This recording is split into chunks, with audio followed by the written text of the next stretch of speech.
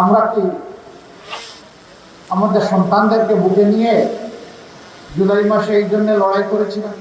ইনশাআল্লাহ আমরা তাদের সম্মানটুকু এবং নিরাপত্তাটুকু ইনশাআল্লাহ নিশ্চিত করব।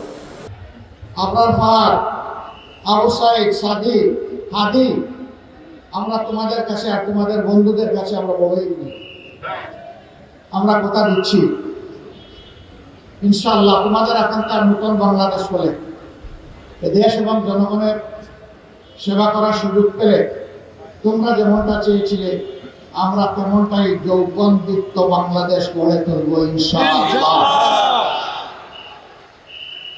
এই বাংলাদেশ যুবকদের হাতে আমরা তুলে দিতে চাই।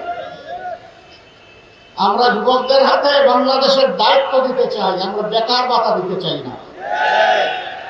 24-এর যুবকেরা কোথাও গিয়ে কারো কাছে বলে নাই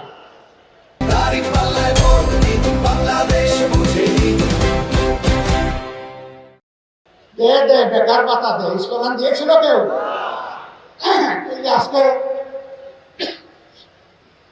আজকে বেকার ভাতার কথা উঠে না। আমি মনে করি যে সন্তানেরা সেদিন চিৎকার দিয়ে বলেছিল আমাদের অধিকার দাও, আমাদের হাতে আমাদের ন্যায্য কাজ করে দাও, তাদেরকে বেকার ভাতা কথা বলার মানেই হচ্ছে যুব সমাজকে অপমান করা।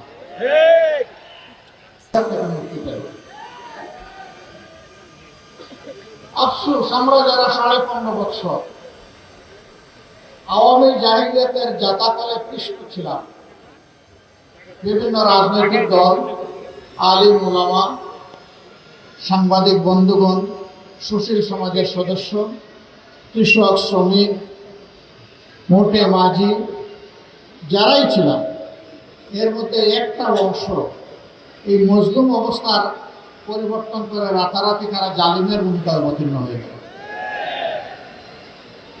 যে সমস্ত অপকর্ম করে আওয়ামী লীগ দীর্ঘ সময় জাতিকে কষ্ট দিয়েছে, একই অপকর্ম এই লোকেরা 6 তারিখ সকাল থেকে শুরু করে দিল।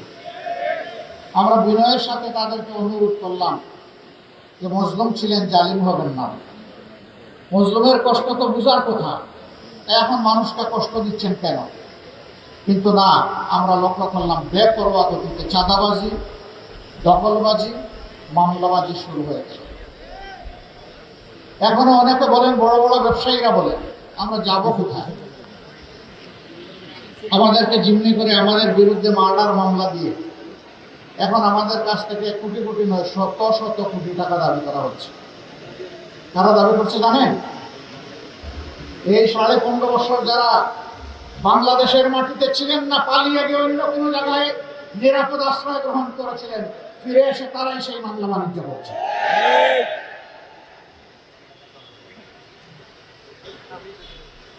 আগস্টের 6 তারিখ থেকে শুরু করে আজ পর্যন্ত 2026 সালের আজকে ফেব্রুয়ারি মাসের 8 তারিখ এই পর্যন্ত এই অপকর্ম যারা শুরু করেছিল তারা এই অপকর্ম বন্ধ করে নাই। তাদের জ্বালায় অতিষ্ঠ সাধারণ মানুষ, ব্যবসায়ী, এমনকি ফুটপাতে যে বিক্ষোভ লোকটা ভিক্ষা করে তার ওদের কাছ থেকে চাঁদা। আমরা কি আমাদের সন্তানদেরকে বুকে নিয়ে জুলাই মাসে এই জন্য লড়াই করেছিলাম? এখানে পুরাতন চাঁদাবাজের বদলে নতুন চাঁদাবাজের জন্ম হবে, মামলাবাজের জন্ম হবে, ভূমি দখলবাজের জন্ম হবে, ভূমি দস্যুদের জন্ম হবে। এই জন্য তো আমরা এই লড়াই করিনি, আমাদের সন্তানেরা এই লড়াই করিনি। আমাদের সন্তানদের দাবি কি ছিল? সিম্পল দাবি, উই ওয়ান্ট জাস্টিস। আমরা শান্তিতে থাকতে চাই, আর তার জন্য সারা সমাজের সর্বত্র আমরা ন্যায় বিচার দেখতে চাই। এটাই তারা বলেছিল। এখন ন্যায় বিচার এটা নির্বাসন। যে জাতি তাদের মায়েদেরকে সম্মান করতে জানে, সেই জাতিকে আল্লাহ তাআলা সম্মান বাড়িয়ে দেবে। আর যে জাতি তাদের মায়েদেরকে, মায়ের জাতিকে, মা, বোন এবং মেয়েদেরকে সম্মান করতে জানে না, আল্লাহ তাআলা কিভাবে তাদেরকে সম্মানিত করবে? দুইজন মানুষ সারা সবাই মায়ের গর্ভ থেকে দুনিয়া এসেছে, হযরত আদম আলাইহিস সালাম এবং হযরত হাওয়া আলাইহিস সালাম। বাকি সবাই মায়ের পেট থেকে দুনিয়া এসেছে। হযরত ঈসা ইবনে মারইয়াম আলাইহিস সালামের বাবা ছিলেন না, কিন্তু মা ছিলেন। মায়ের ওই সুখ করা কোনো সন্তানের পক্ষে সম্ভব নয়। সেই মাকে একটু সম্মানও দেখাবো না, এর চাইতে বড় জুলুম আর কি হতে পারে? ইনশাআল্লাহ আমরা তাদের সম্মানটুকু এবং নিরাপত্তাটুকু ইনশাআল্লাহ নিশ্চিত করব। আল্লাহ যেন আমাদেরকে তাওফিক দান করেন। আমিন।